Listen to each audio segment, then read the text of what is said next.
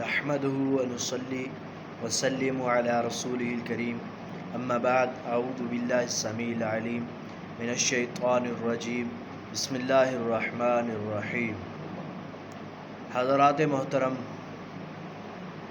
آج ہم بات کرتے ہیں، بعض لوگ پوچھتے ہیں دنیا کے اندر ہم نے بہت زیادہ گناہ کر لیے ہیں، ہم بہت بڑے سیاکار بن چکے ہیں، بدکار بن چکے ہیں، تو ہمارے گناہوں کا علاج کیا ہے؟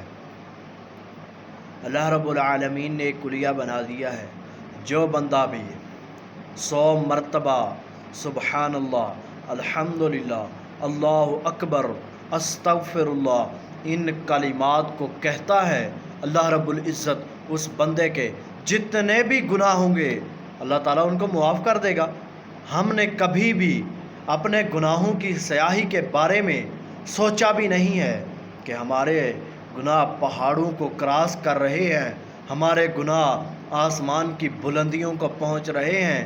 یقیناً اگر ہم اپنے گناہوں کے بارے میں سوچ لیں، اللہ کی قسم ہم گناہ کرنا ہی چھوڑ دیں، ہمیں آخرت کی فکر ہو جائے، ہم گناہ کرنا چھوڑ دیں۔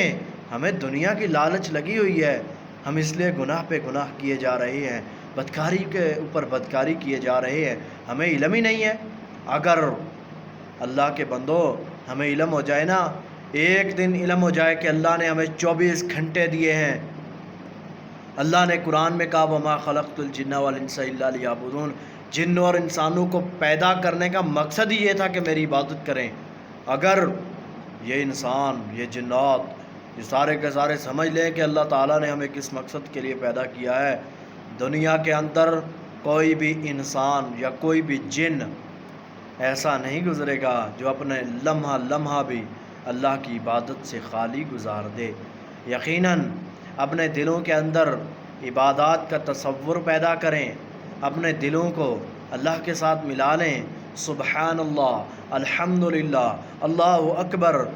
آپ کے گناہ اگر تہامہ پہاڑ کو بھی پہنچ چکے ہیں، اللہ تعالیٰ آپ کے گناہوں کو معاف کر دے گا، آپ کے گناہوں کی سیاہی کو مٹا کے رکھ دے گا۔ اور لیکن یہ کس وقت مٹائے گا؟ یہ اسی وقت ہوگا سارا کچھ ممکن جب ہم اللہ کے دربار میں آئیں گے۔